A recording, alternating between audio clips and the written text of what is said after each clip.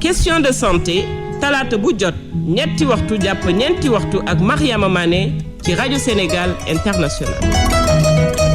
auditeur u rajo Sénégal International ku ci nekk ma ngi lay nuyu ci sa tur ak sa sant di la wax nga dal ak jàmm ci suñu émission question de santé tey nag dañu am mbégte di dalal directeur laboratoire ci ministère de la santé ak action sociale di professeur Amadou Mokhtar Dieye professeur ñu ngi lay nuyu. waaw Mariama maa ngi lay fay di nuyu waa rajo Sénégal International di nuyu directeur beeg ñi fi nekk ñëpp comme ay kilifa ak ay employés. di leen nuyu di leen sant ci invitation bi di am kontaan donc ci invitation bi ndaxte seen rajo moom rajo bu mag la ñëpp ñoo koy déglu. waa kën jërëjëf professeur ñu ñoo kontaan ni nga nangoo suñu invitation kon nag ak yow tey nag dinañ am waxtaan bu yaatu ci njëriñ bi nga xamee laboratoire daf ko am ci système de santé bi. voilà professeur yow yaay directeur laboratoire ci ministère de la santé ak action sociale d'abord professeur lan mooy laboratoire. waaw laboratoire moom. nun ci affaire santé dañ naan laboratoire de biologie médicale mooy fi nga xam ni médecin bi bu xoolee nit ki te xool bi rek du tax mu xam lan moo ko dal day demander ay analyse yoo xam dañ koy def ci deret bi wala ci saw bi wala ci gànnawaay bi day demander ay analyse bu demee ñu yóbbu ko ci laboratoire nag mooy tax médecin bi xam vraiment nit ki lan moo ko dal ci feebar yu bare bu dee siburu laboratoire bi mooy tax médecin bi xam ne kii siburu la am. bu dee Covid bii même bu xoolee ni am nga ay signes gis na xëy na ni ki saqat baat bi di metti li ñu naan daal signe Covid yaram bi di tàng loolu du tax mu mën a xam ne kii am na Covid dañuy def prélèvement donc dañuy jël ci yaramu nit ki ci ñenn xeet yeeg yu demee noonu wala ci gémmiñ gi foofu la ñuy defee prélèvement yóbbu ko ci laboratoire mu xool. ba mën a firnde ni kii am na Covid wala amul Covid donc loolu daal mooy laboratoire mooy ki nga xam ne day dimbali médecin bi pour que médecin bi xam nit ki dëggantaan lan moo ko dal ci feebar yu bare muy paludisme muy siburu muy sida muy tuberculose muy Covid boo amul laboratoire doo mën a wax ni kii am na feebar yooyu kon nag laboratoire moom mooy vraiment li nga xam ni ñu koy waxee médecin bi bu ko amul day gumba du mën a gis feebar bi loolu mooy laboratoire. kon bu ma la déggee bu baax balaa ñuy def traitement bu approprié dafa baax ñi def ay analyse waaw parce que nit ki boo ko xoolee ni dafa am si yaram day tàng nga jàpp ni dafa am siburu mën na bañ am siburu mën na am beneen feebar boo xam ne moo tax yaram bi di tàng boo demul ci laboratoire doo mën a xam kii dafa am siburu wala dafa am angine wala dafa am beneen feebar bu tax yaram bi di tàng. boo defee nag laboratoire mu dem mun la kii siburu la am nga jox ko garabu siburu. bu ñu laa kii Covid la am nga jox ko garabu Covid bu ñu laa kii leneen la am nga jox ko garabu leneen loolu. parce que lii indi fièvre dafa bare lii indi yaram buy tàng dafa bare mën na nekk sax ci bu dee ni ñu koy waxee ci tubaab bi ay parasites mën na nekk ay bactéries ak yooyu mais liy faj parasites yi comme paludisme bokkut ak liy faj bactéries yi donc boo xamul lan moo tax yaram bi tàng doo ko mën a faj bu baax te loolu laboratoire mooy tax nga mën ko xam. yan jumtukaay la ñu war a fekk ci laboratoire. waaw jumtukaay yi moom bare na lu ci gën a bare ay machine la nag ak ay microscope bu ñu waxee ci affaire siburu léeg-léeg donc lu ci gën a bare sax microscope ngay yore xool ba xam parasites yi lii indi feebar bi mi ngi fi wala nekku fi donc day am ay microscope day am ay appareils yoo xam ne dañ naan ay automate yoo xam ne presque day mel ni loo xam ne day automatique da ngay dugal sa prélèvement rek deret bi moom mu wax la li ngay seet lépp naka la demee parce que du affaire xool feebar seulement rek ni kii lan moo ko dal mais parfois da ngay def ay analyse pour xool sucre bi est-ce que kii am na diabète wala amul diabète wala da ngay xool affaire li ñu naan ay transaminase pour xool ba xam est-ce que am na problème ci foie bi ci res bi wala amul problème ci res bi am na yoo xam ne da ngay xool ba xam ci xol bi am na problème wala amul problème donc même rein yi ba xam est-ce que insuffisance rénale am na wala amul am na looy xool ay créatinine pour xool ba xam est-ce que taux bi yokk na wala yokkuwul donc laboratoire moom li muy seet dafa bare te il faut nga am ay machine ay automate mais nga am personnel boo xam ne aussi dafa qualifié pour vraiment mën a def liggéey bi correctement et li ci des mooy aussi nga am ay réactif mooy li nga xam ne moom ngay boole ak deretu nit ñi wala sawu nit ñi pour mën a gis feebar bi wala gis en tout cas bu dul feebar it paramètres yi may wax comme affaire sucre bi affaire transaminase affaire cholestérol affaire créatinine donc loolu noonu lay demee. kon laboratoire dispositif bu am njëriñ la ci système de santé bi. bu am njëriñ la bu laboratoire amul moom système de santé mënul am loolu aussi bëgg naa ñu xam ko lu ci gën a bari da ngay dégg population bi de nun de amuñu médecin nun de amuñu gynécologue nun de amuñu pédiatre nun amuñu sage-femme duñ mës a wax amuñu laboratoire waaye benn hôpital mënul dox bu amul laboratoire amul ci àdduna bi laboratoire moom mooy li nga xam ne c'est indispensable ci système de santé bi te bëggoon naa profiter ci émission bi aussi pour wax ko pour nit ñi xam ko bu ñuy defar hôpital laboratoire sax la ñu war a jëkk a defar parce que moo ci gën a am en tout cas mun moo ci gën a am importance mais c'est transversal parce que moom bu amul gynécologie du baax bu amul cardiologie du baax bu amul chirurgie du baax bu amul dermatologie du baax donc amul benn service buy dox sans laboratoire donc dafa nekk discipline boo xam dafa transversal lépp lay laal te bu amul dara du dox c'est comme garab yi médecin bi lu mu ay aussi bu garab amul du mën a faj dara laboratoire c'est indispensable dans un système de santé mën nga am hôpital boo xam ne amul gynécologue mais bu ko defee ñi am problème gynécologue ñu dem beneen hôpital wala amul cardiologie ñu dem feneen mais laboratoire moom hôpital bu amul day fermé. justement lan mooy situation bi fii ndax hôpitaux Sénégal yëpp am na laboratoire. waaw hôpitaux Sénégal yëpp am nañ laboratoire xëy na niveau yi nag niveau de performance bi nga xam ne daal mooy idéal bi boobu moom xëy na amuñu ko fépp mais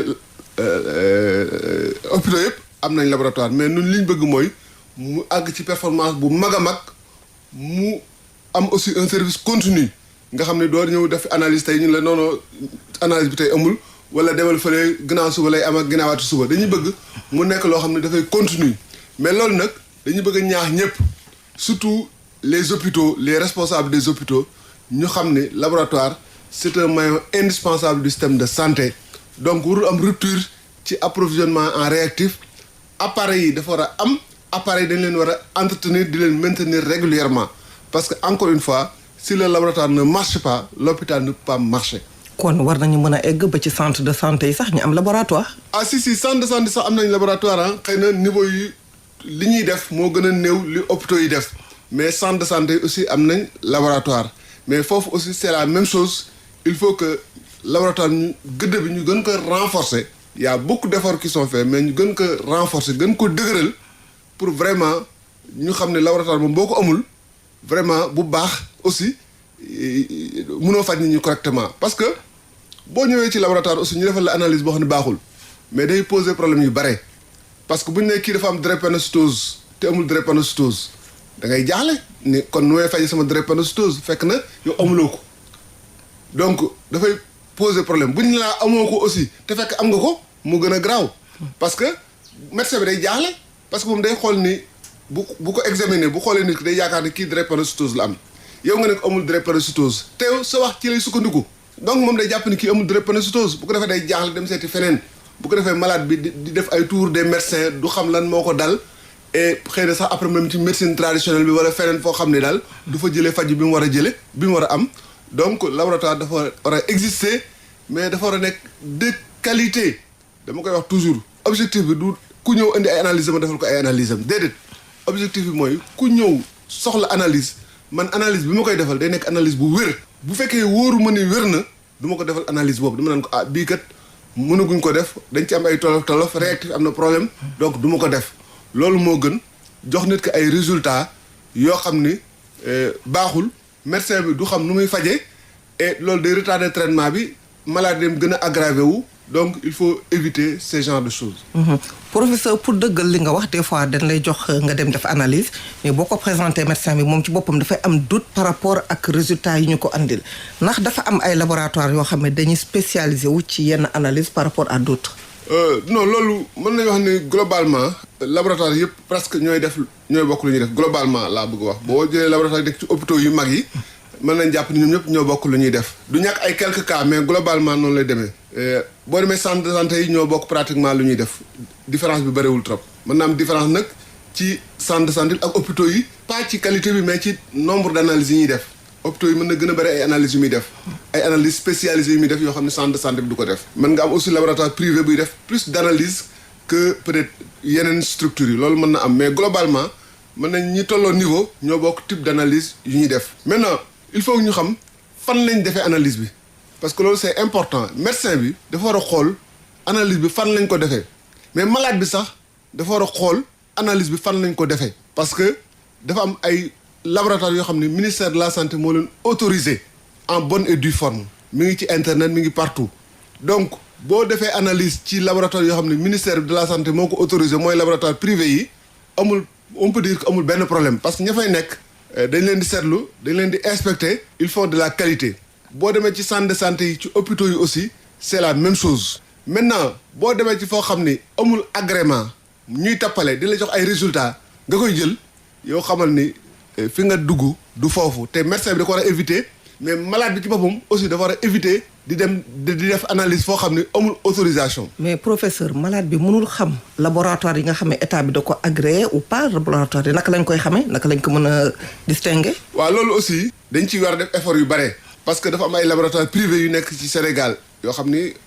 bon Dakar lañ gën a bare mais même sax boo xoolee Sénégal gépp laboratoire privé yi barewuñ environ ay 34 laboratoires moo fi nekk privé yoo xam ne dañ leen autorisé en bonne et due forme mais laboratoire yooyu dafa am arrêté ministériel bu leen di autorisé te nun dañ ko def ci suñu site internet aussi surtout direction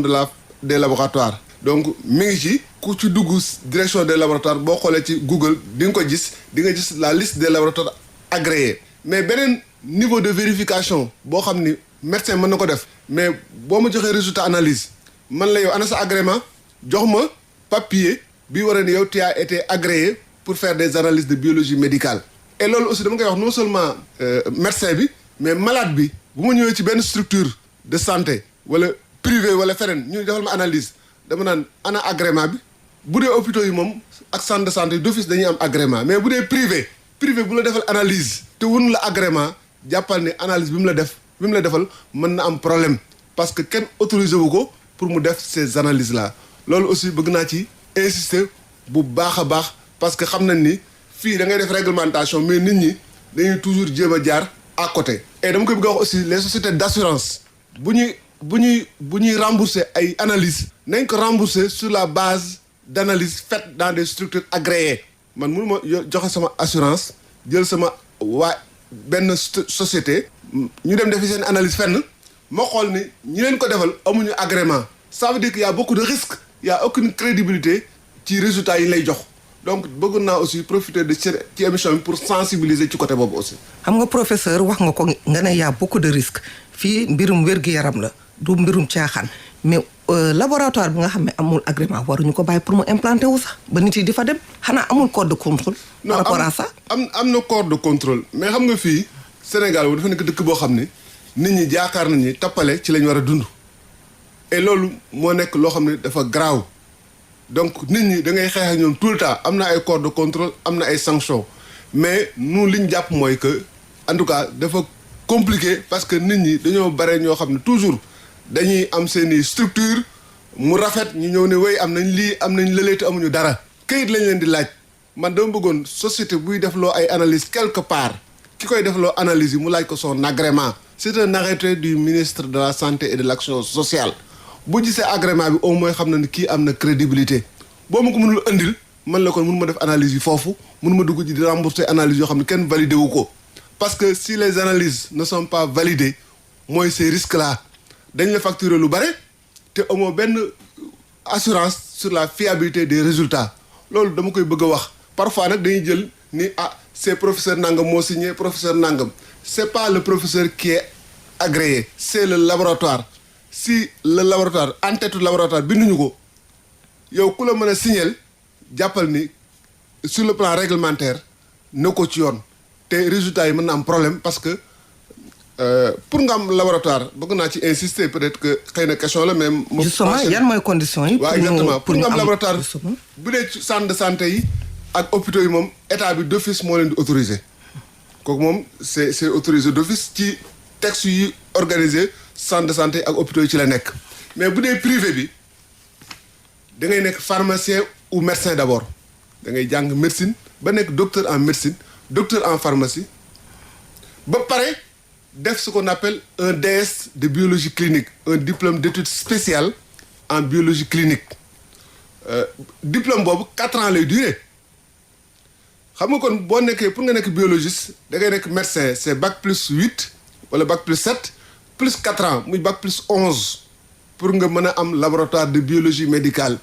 privé. Donc dañ koy seet et puis dañ leen di inspecter xool ni kii am na laboratoire bu am na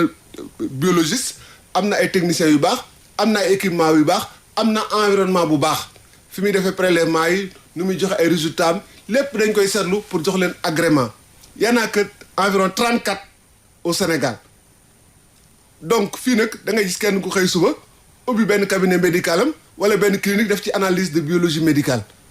da ngay xeex ak ñoom suba ngoon mais nit ñi dañuy dëgër bopp di ko continuer di ko def et dañuy tromper les gens. Les analyses se font dans les laboratoires de biologie médicale agréés autorisés par le ministère de la Santé et de l'Action sociale et donc loolu bëgg naa ci insister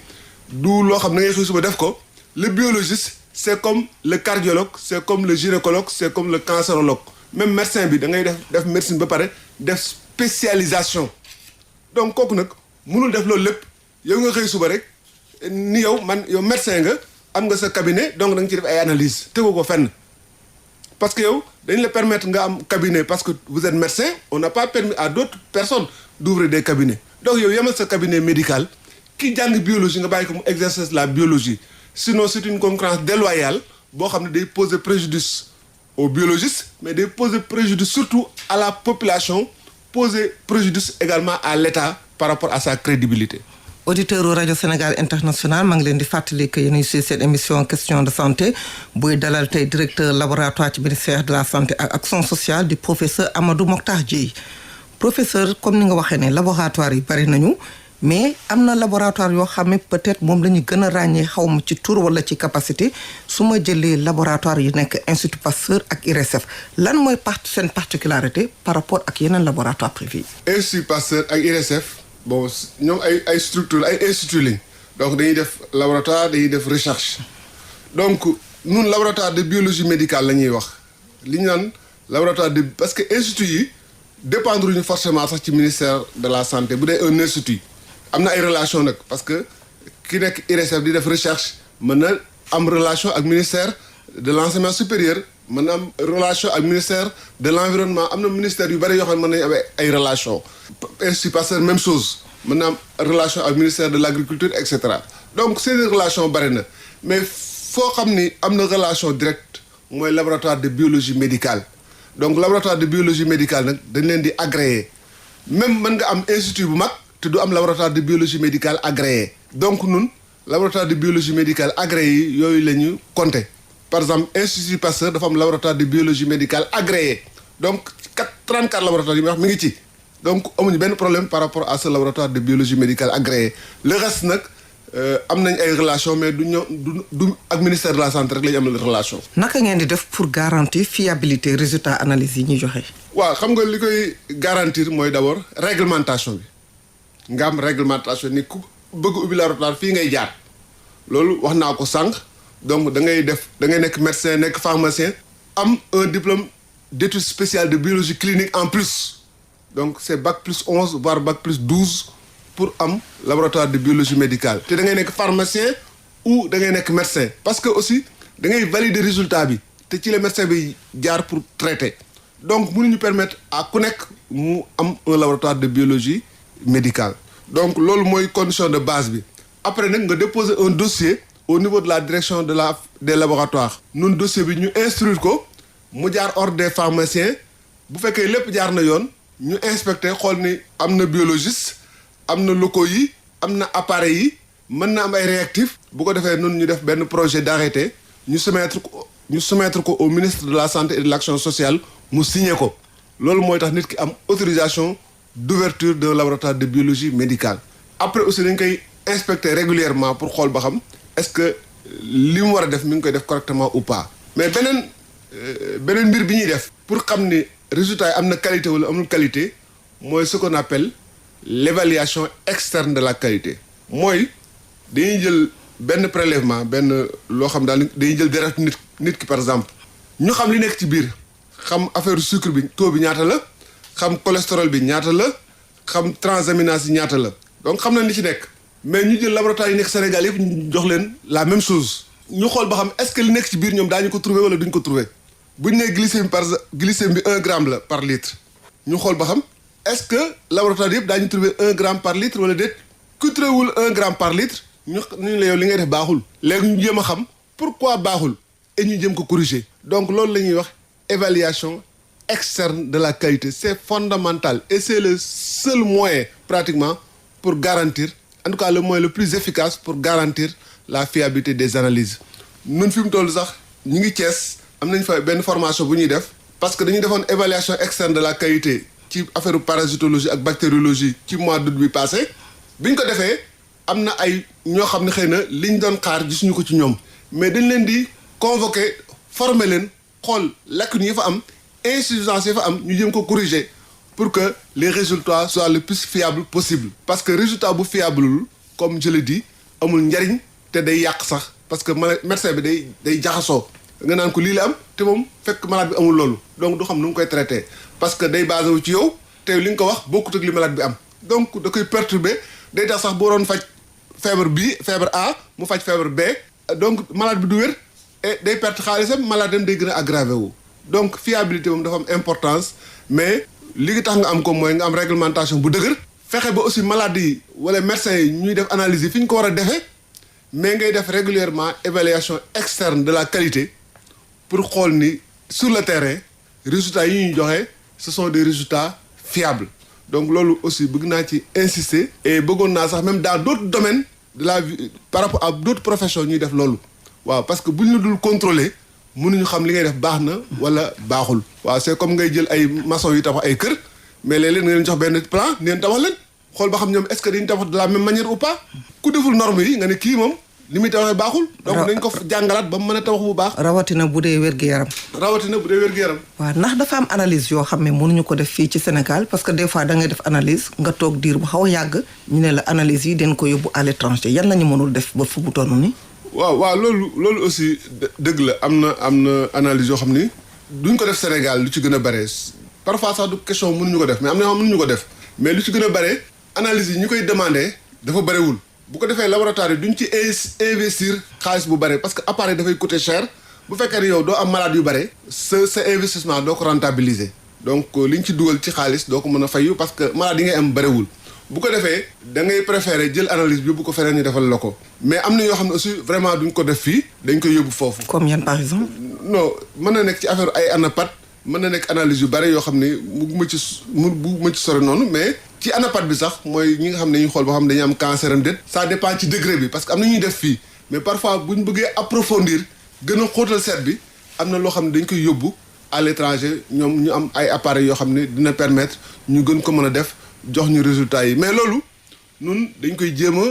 fexe daal ba mu wàññeeku wala bu dañul it mu wàññeeku bu baax a baax parce que loolu aussi du suñ sac du suñ ndam que ñu jël ay analyse di ko yóbbu beneen dëkk di ko fa def te loolu aussi bon xam nga Sénégal monde bi moom dafa globalisé ñi nekk ci kaw aussi ci yeneen dëkk yi dañuy ñëw di ñu agressé parce que dañuy ñëw jéem a promouvoir loolu jéem a pousse nit ñi jox leen analyse yi pour ñoom ñu gagné ci xaalis loolu aussi dafa nekk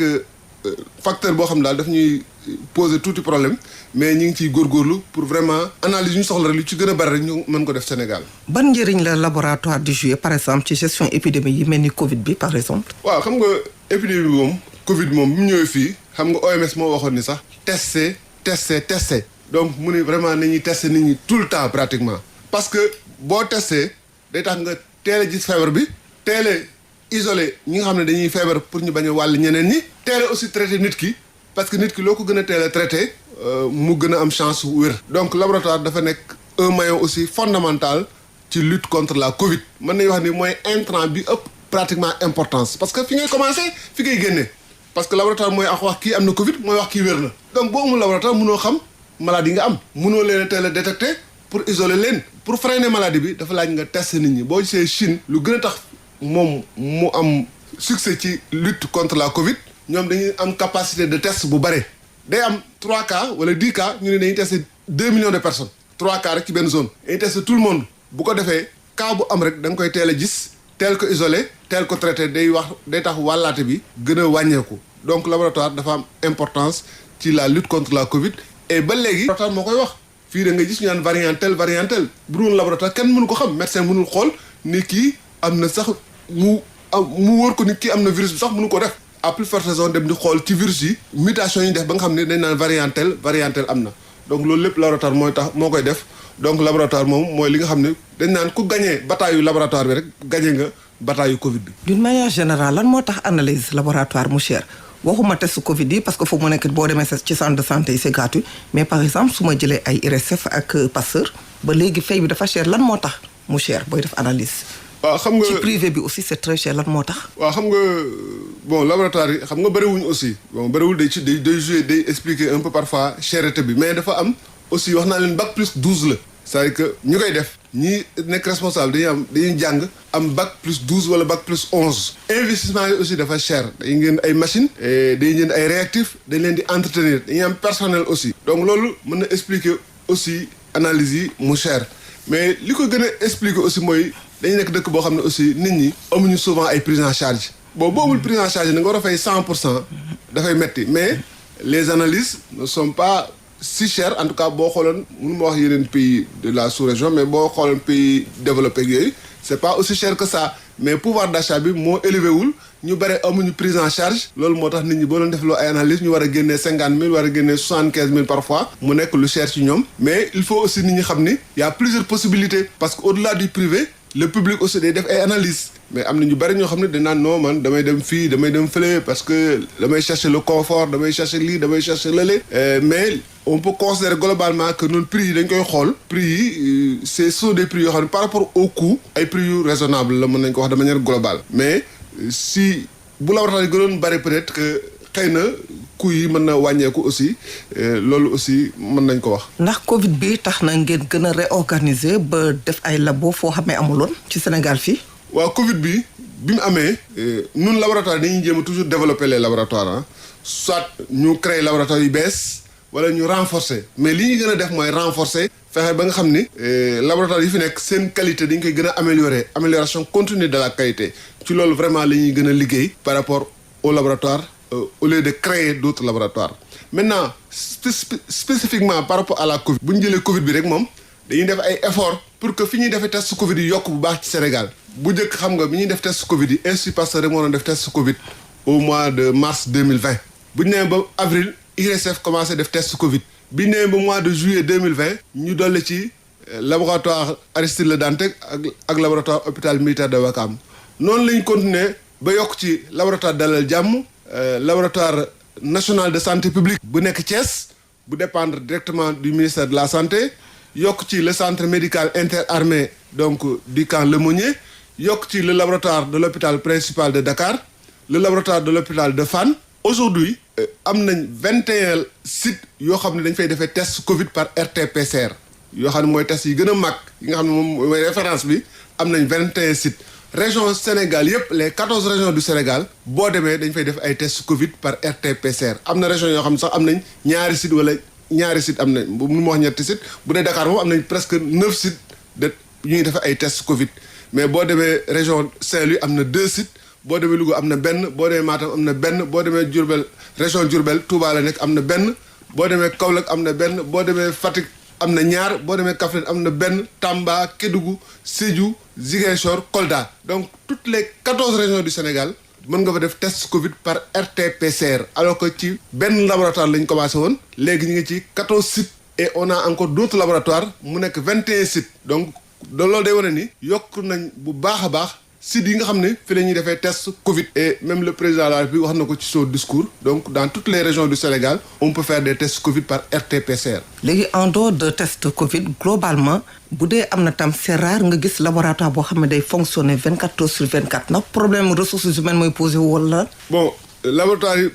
yi fonctionner nga 24 heures sur 24 bari nañ en tout cas dans les hôpitaux dañuy def ay système de garde xëy na tout ne fonctionne pas du paramètre yépp mu nga mën a am. mais paramètre d'urgence yi boo fa demee dañ koy def boo demoon hôpital principal. c'est une référence. quand même waaw boo fa demee dañ lay defal test yi régulièrement mais boo demee. zone périphérique yi. les zones périphériques du Sénégal yooyu soxla nañ ko. oui non ñëpp soxla nañ ko dëgg la mais même foofu aussi day am toujours système de garde en tout cas ku ci deful da nga faillir à ta mission mais day am système de garde dans tous les hôpitaux parce que malade bi kenn xamul ban heure ngay malade donc boo ñëwee soxla analyse dañ la ko war a defal donc en tout cas ñu ci gën a bare am na système de garde maintenant garde bi xëy na am na ñoo xam ne nag analyse yi ñuy def mën na bañ a bare par rapport à d'autres hôpitaux mais loolu aussi hôpitaux yi ñoo war a gën a góorgóorlu pour que malade bu ñëwee sa hôpital analyse yi mu soxla mu def ko sa hôpital parce que bu ñëwee sa hôpital ñu naan ko defal ko prélèvement bi yóbbu ko fële day tardé traitement yi donc loolu aussi hôpitaux yi dañ ci war a gën a góorgóorlu ñu ci góorgóorlu mais dañ leen di gën a ñaax encore pour ñu encore gën a góorgóorlu parce que encore une fois boo amul laboratoire mënoo am système de santé bu baax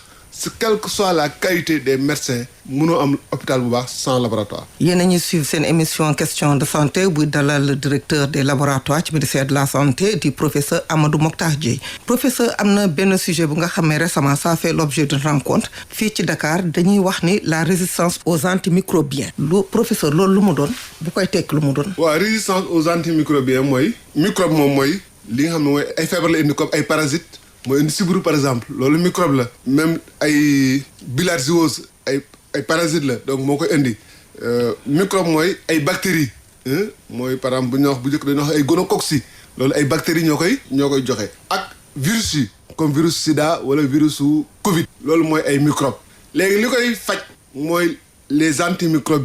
antimicrobiens nag dafa am ay antipaludique mooy faj sibiru antibiotique mooy faj bactéries yi antifongique mooy faj ñi ñaan ay champignons antiviraux yi di faj virus yi donc dafa am ay médicaments yu leen di yuy faj feebar yooyu léegi day dem ba nga xam ne nag léeg-léeg virus yooyu wala parasites yooyu day dem ba li leen doon faj dootu leen mën a faj loolu la ñuy wax résistance aux antimicrobiens bu njëkk boo jëlee antibiotique bii wala antipaludique bii day faj feebar bi nga dem ba nga xam ni boo ko jëlaatee ak même feebar bi du ko mën a faj lan moo tax loolu la ñuy wax résistance aux antimicrobiens naa ci ñëw boo jëlee par exemple bu njëkk Nivaquine lañ doon jël pour faj sibiru mais jëlatuñ ko parce que parasite plasmodium bi nga xam ne mooy joxe sibiru dafa dem ba Nivaquine mënulutu ko dara loolu la ñuy wax résistance maintenant li koy indi nag mooy xam nga ku nekk da nga bëgg a dund bactéries yi virus yi dañuy bëgg a dund loolu la ñuy xamal li ñuy wax variants yi loolu mooy indi pratiquement dañuy bëgg a nekk bu ko defee ñoom dañuy soppaliku léeg-léeg bu dee virus yi bu dee parasites yi wala bactéries yi dafa am ay mécanismes yoo xam ne dañ koy def parfois dafa am lu ñuy produire loo xam ne sax mooy rey garab mooy tax garab bi dootu efficace pas rey garab bi mais garab bi dootu efficace li nga xam ne dañu ko ci garab bi rey leen ñoom dañuy fexe ba bloquer loolu te loolu ñoom seen organisme on peut dire moo koy def ba nga xam ne léegi antibiotique bi dootu leen mën a rey wala antipaludique bi dootu leen mën a rey donc loolu mooy résistance aux antimicrobiens maintenant problème bi ci am mooy xam nga surtout antibiotiques yi ma jël antibiotiques yi ni leen di defaree ni leen di changer génne yu bees dafa wàññeeku bu baax a baax fanweeri at yi passé yëpp presque pour nga gis antibiotique bu bees tàq c'est difficile parce que xam nga recherche dafa mel ni dafa am blocage am déet mais bëriwul yu bees yu génn yi fi nekkoon bactéries yi dañuy dem ba tàmm leen xam fu ñu leen di jaar pour échapper xam nga bu ko defee boo ci deful attention da ngay dem ba nga xam ni feebar bi nga xam ne da nga ko doon faj muy wér da ngay dem ba am jaaxle pour am ay produits koy mën a faj parce que ñoom dañuy échapper ci kii bi dañuy fexe ba daal mbas ko wala ñu am fu ñu jaar ba nga xam ne du leen mënal dara donc loolu la ñuy wax résistance aux antimicrobiens te dañu war a tout pour éviter ko parce que bu ñu ko deful da ngay dem ba nit ñi daal dootuñu mën a faju comme boo gisee ay tuberculose léegi dañ naan da ngay jël ay 4 antibiotiques parce que benn rek mënu ko faj loolu lépp ay résistance moo koy indi sida dañ naan da ngay wut 3 médicaments boole leen pour ñu mën a faj sida parce que benn rek boo ko jëlee dootul mën a faj xam nga même sibiru léegi dañ naan da ngay jël ñaari médicaments yooyu boole pour mën a faj sibiru bu ñu nee ñaari médicament nag nit ñi duñ ko xam benn comprimé lay doon mais ñun xam nañ ci biir ñaari produit ñoo nekk ci biir xam nga loolu lépp ay résistance la donc dañ ko war a xeex parce que bu ñu ko xeexul en tout cas da ngay gis nit ko am feebar boo xam ne bu njëkk dañ ko doon faj facilement mais kenn dootu ko mën a faj te loolu dañuy estimer ni vraiment ay millions de décès la mën a indi ci monde bi buñ ci fagaruwul bu baax a baax. kon lan ngay wax ñi nga xam ne dañuy def automédication dem directement pharmacie jënd antibiotique di ko utiliser lu bari même ci Covid bi dañuy gis ñi dem jël seen antibiotique. mais loolu ci bu ñuy wax dañuy xeex résistance aux antimicrobiens loolu ci xeex bi la bokk. c'est-à-dire dañu war a xool antimicrobiens notamment antibiotiques yi naka lañ ko war a utiliser. antibiotique dafa nekk garab boo xam ne médecin moo ko war a prescrire. wala sage-femme. wala infirmier sous la tutelle d'un médecin. ci suñ contexte bi. donc ñooñu ñoo ko war a prescrire ñoo war a ni la demal jël tel antibiotique boo demee nga dem ko pharmacie nga génne sa ordonnance ñu jaay la antibiotique bi antibiotique kenn du ko jaay sans ordonnance loolu ci réglementation la bokk ku dem pharmacie jënd ko fa aussi jaay la ko fi teguñu ko ci yoon. dañuy war a demander une ordonnance loolu lépp c'est pour encadrer c'est pour protéger le médicament parce que médicament boo ko protégé wul day dem ba dootu mënal dara bactérie bi dootu mënal dara virus bi dootu mënal dara parasite bi te boobaa dootu am loo fajoo donc day gis ni presque 700 000 personnes ñooy décédé ci année bi. parce que garab yi ñu leen di faj antibiotiques yi wala antiparasitaires yi ñuy utiliser mënatu ñoo rey bactéries yi wala parasites yi loolu moo tax ñooñu di décédé par année presque mën na 1 million de personnes million pratiquement ci ay nit day dee ci at bu rek parce que garab yi ñu leen di jox mënuñoo faj feebar bi parce que bactéries yi wala virus yi wala parasites yi sont devenus résistants à ces médicaments donc problème bu grave la monde bépp da koy wax organisation mondiale dafay wax ñu def un plan mondial de lutte contre la résistance aux antimicrobiens dëkk yëpp dañu am ay plan Sénégal am na plan donc dañ ciy liggéey pour vraiment éviter donc la résistance aux antimicrobiens mais dafa laaj nga am laboratoire parce que dañuy wax ni da ngay surveiller ce phénomène là de résistance loolu laboratoire moo koy permettre ñu def ko mais dañuy wax ni aussi da nga war a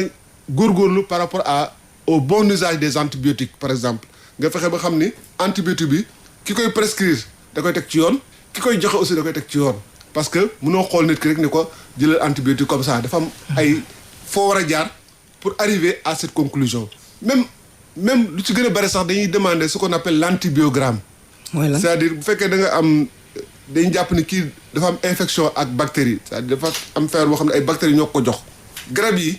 dañ leen war a tester par exemple am nga 10 antibiotiques 10 garab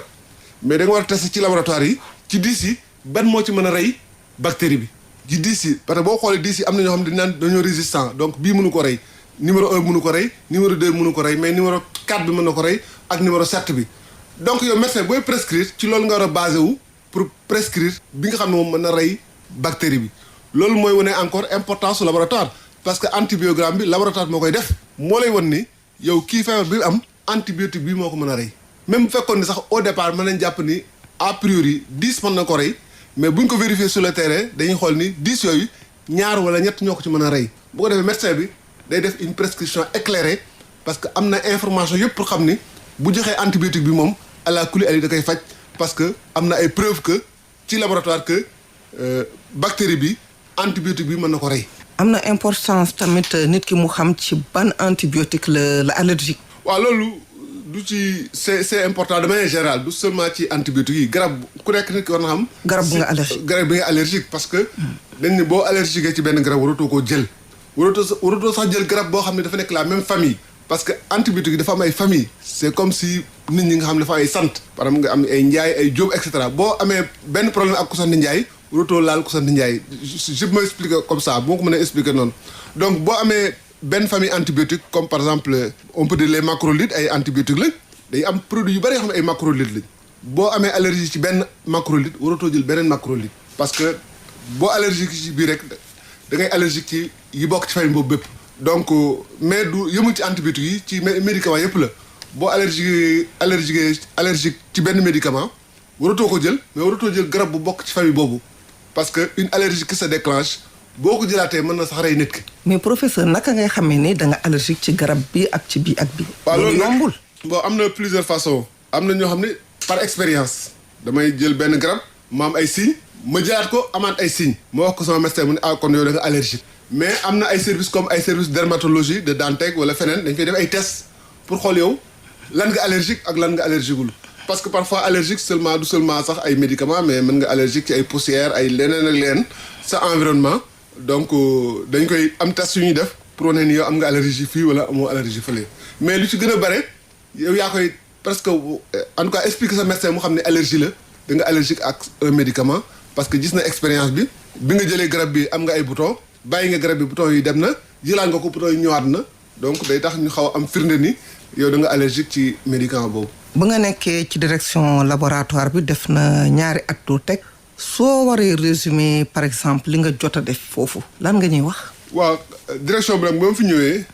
donc c'était en juin 2019 lañ ma fa nommé comme directeur des laboratoires mais bi ma fa nommé avant sax may jël fonction.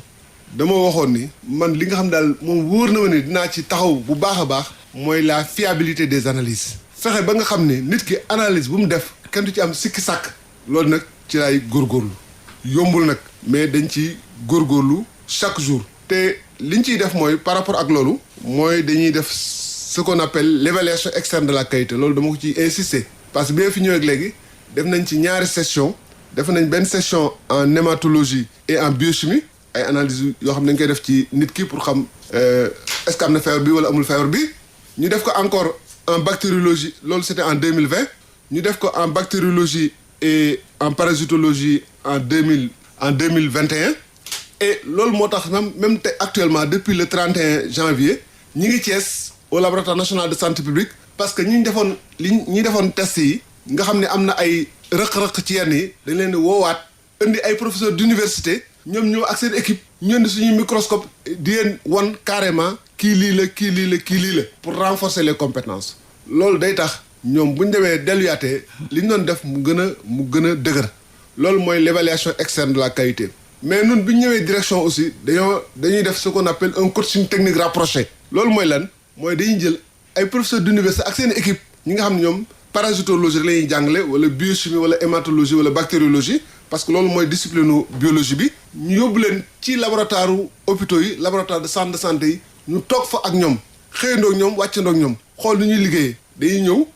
dem param Louga xëy suba dem hôpital xool ci maladie yi naka la ñuy ñëwee naka la ñuy defee prélèvement yi naka la ñuy defee analyse yi naka la ñuy rendre résultats yi ñu xool machines yi ñuy utiliser bu ko defee professeur bi nga xam ne moom loolu rek mooy liggéeyam agrégé na ci domaine bi mu leen seen prélèvement yi ni ngeen ko defee baaxul trop da ngeen ko war a améliorer parce que ni ngeen war a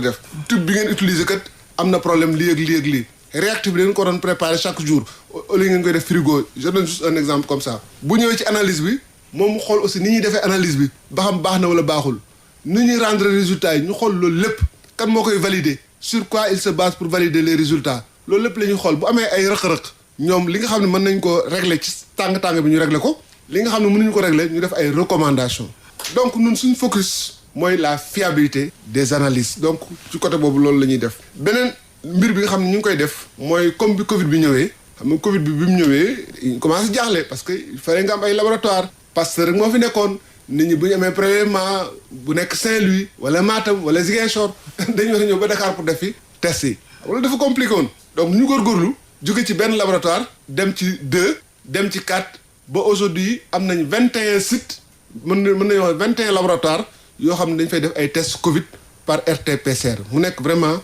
une grande satisfaction pour nous. bu ma jëlee labo santé publique bi nekk Thiès mu nekk aussi une fierté parce que ci ministère de la santé la bokk mais moom juillet la commencé def test mais conséquences yi mooy mais région de Thiès yëpp donc dañuy toog Thiès pour def seen test soxlawuñu ñëw Dakar région Louga dañuy commencé woon di ñëw foofu avant ñuy am seen laboratoire et cetera donc ñun loolu lañ def ci affaire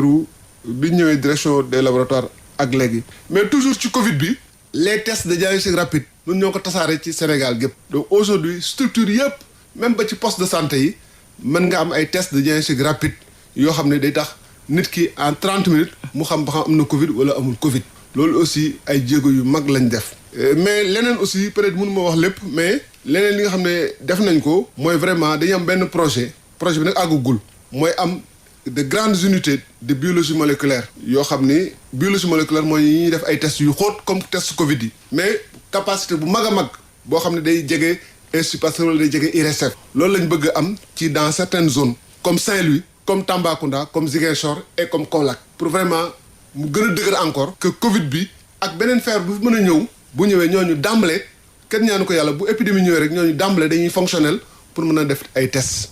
lan moo tax ngeen ciblé localité yooyu. da ngay xool ni bindoo rek dañuy xool ni lépp Dakar la nekkoon ak Thiès léegi ñu ne au nord nañ jël Saint-Louis nañ commencé foofu à l'est nañ jël Tambacounda au sud nañ jël Ziguinchor au centre nañ jël Kaolack c'est juste loolu mooy critères yi donc après dañuy continuer parce que aussi bind nañ ay projet ci loolu par rapport ak développement des laboratoires parce que ñun bi Covid bi ñëwee aussi dañuy wax ni il nous faut un programme spécial de développement des laboratoires au Sénégal c'est-à-dire comme ñu def PUDC wala PUMA ñu def programme développement des laboratoires parce que loolu lan mooy mbébét bi mooy au moins dans chaque capitale régionale nga am laboratoire bu mag a mag bu toll ne Institut Pasteur pratiquement en tout cas ci analyse wala IRES en tout cas laboratoire bu mag a mag noonu laa ko mën a waxee bu nekk Louga bu nekk Ziguinchor bu nekk Tamba bu nekk Kaolack bu nekk Diourbel et cetera pour que analyse bu nit ñi soxla ci région bi duñ fa jóge dem ci beneen région pour def ko loolu c'est très important et mu nekk analyse yoo xam dafay fiable dafay continue donc ñun loolu ci la ñuy góorgóorlu et wax nañ ko ak suñu autorité ñu ngi ci liggéey vraiment loolu lay ñaan dañ koy wax encore am un programme spécial de développement des laboratoires qui fera que d'ici 1 an 2 ans dans chaque capitale régionale dañuy am laboratoire boo xam ne dañ koy concevoir comme ni ñuy defee hôpitaux ñu def laboratoire bu mag a mag koo xam ne daal doo soxla jóge foofu pour dem feneen pour def ay analyse loolu mooy vraiment mbébét bi gën a mag boo xam ne loolu daal ci la ñuy gën a góorgóorlu am na yeneen nag mais foofu laa bëggoon a gën a insister quoi. ndax ressources humaines yi mi ngi suivre. non ressources humaines yi comme je dis xam nga dañuy wax ni amélioration continue de la qualité da ngay toujours gën a améliorer ressources humaines yi fi mu toll doyul jàpp nañ ni doyul ñun ce qu'on veut par exemple quand je dis j'ai parlé de pharmacien ou de médecin biologiste on veut que dans tous les laboratoires du Sénégal mu am un médecin ou pharmacien biologiste mu koy diriger parce que loolu amaguñ ko bien que dans le privé nag moom am na fa systématiquement mais dans le public dans les hôpitaux am na fa mais dans les centres de santé yooyu bëriwu fa donc li ñu bëgg mooy am dans chaque laboratoire vraiment quelqu'un qui a le diplôme d'études spéciales en biologie clinique am aussi ay techniciens supérieurs yoo xam ne qualifiés en biologie clinique yu leen di jàppale parce que techniciens yi ñooy def manipulation yi donc ñooñu aussi dañu leen war a jàppale ñu nekk ñu qualifié ñu recruter leen aussi vraiment de manière importante pour que ñoom ñu mën a toog ci système bi jàppale système bi parce que encore une fois bu ñu amul laboratoire yu baax mënuñu am système de santé bu baax. donc loolu c'est important au-delà des ressources humaines maintenant et ça c'est l'intrant principal parce que je disais que man bu ma yoroon sama xaalis ressources humaines laay wut d'abord. après ma soog a wax équipement ma soog a wax réactif parce que ressources humaines moom boo ko amee rek presque am nga lépp parce que ki nga teg moom xam na li muy def moom bu ko amul it dina def tout pour wuti ko mais ki xamul moom foog nga teg rek foog nga koy foofu lay toog du avancer donc il faut des ressources humaines de qualité et une fois ces ressources humaines sont là maintenant ñu góorgóorlu pour am ay équipement am ay réactifs et assurer la maintenance et loolu je pense que ci ni ma gisee système bi c'est un programme spécial de développement des laboratoires mooy tax ñu mën ci àgg te loolu dañ koy wax vraiment di ci insister parce que loolu mooy suñu responsabilité en tant que technicien bu ñu joxee dara ñu war ko liggéey ñu wax qu'est-ce qu'il nous faut pour vraiment y arriver loolu bëggoon naa ci insister dama koy wax fu nekk nag loolu. personnel bi dafay liggéey day nekk en contact ak ay virus ay bactéries naka ngeen def pour protéger leen pour aar leen. waaw xam nga comme ni ma koy waxee rek boo nekkee un biologiste ñu formé la nga am bac def 7 ans nekk médecin ou pharmacien ba pare ñu formé la 4 ans de plus da lay former ci loolu aussi tout ce qui est notion de biosécurité da lañ ciy former da lay wax les conditions dans lesquelles ci nga war a liggéeyee ngay am ay hôtes wut say gants di am système de désinfection di am système aussi de gestion des déchets biomédicaux surtout des déchets de laboratoire donc yëpp dafa am ay normes yoo xam ne aussi am nañ une direction de la qualité au niveau du ministère de la santé da ciy liggéey ak noonu donc loolu lépp dañ koy mettre en œuvre vraiment pour aussi vraiment sécuriser ñiy liggéey ci laboratoire yi mais sécuriser l'environnement sécuriser le monde parce que boo liggéey ci ay virus ay parasites ay bactéries mais peut-être surtout virus yi mën na la échapper te bu la échapper mën na nekk un scandale national ou bien un scandale international donc aujourd'hui la Covid est là fu nekk ñaan est-ce que jógewul ci laboratoire yi fan la jógee ak yu demee noonu donc loolu dafa nekk un préalable donc dafa am ay conditions pour créer des labos dafa am ay labos P2 P3 P4 donc am ay normes yoo xam ne de sécurité yoo xam ne dañu ko war a am muy accompagner le développement des laboratoires. suñu émission jeex na lan ngay tëjee. dafa gaaw a jeex xanaa di la gërëm vraiment di gërëm Sénégalais yëpp di ñaax ñiy liggéey ci laboratoire yi ñu gën a góorgóorlu li ma leen di wax rek Sénégal moom ñun ñoo ko moom kenn duñ ko développer ñun ñoo koy développer suñu bopp. mais ku ci nekk fi nga nekk da nga war a góorgóorlu bañ a xeeb li ngay def xam ne aussi le malade patient bi moo war a gën a nekk suñu préoccupation pour que patient fu mu mën a jógee bu ñëwee mu am satisfaction. analyse yi may rendre aussi mu wóor ma ne analyse yi c'est fiable mu wóor ma ne man bu ma feebaroon analyse yooyu ci laay sukkandiku pour faju analyse yooyu laa war a rendre à quelqu'un comme man di doon donc waruma douter ci analyse di ko rendre bu ma wóorul ni analyse yi baax na dama war ni wax ni dëgg-dëgg analyse yi ni ñu ko defee daal baaxul demal defe ko feneen ñun actuellement on a des problèmes mënuñu ko def mais il faut jamais bricoler avec les analyses des gens parce que boo bricoler avec ces analyses da ngay bricoler ak leur vie que vous mettez en danger donc man Mariama ci loolu laa bëggoon a terminer di sant ñëpp vraiment di ñaan li ñu fi wax mu nekk njëriñ pour askan wi. professeur Amadou Mokhtar Dieye directeur laboratoire ci ministère de la santé action sociale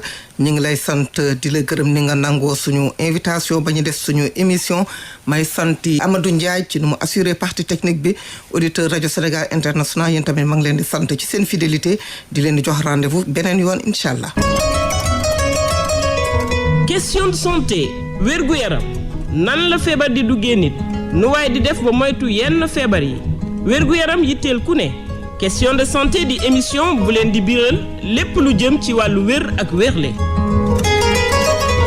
talaata bu jot lu ko dalee ñetti waxtu jàpp ñeenti waxtu Mariama Mané dina dalal ñu seen xam-xam màcc ci wàllu wér ak wérle ngir waxtaanee lu jëm ci fàggu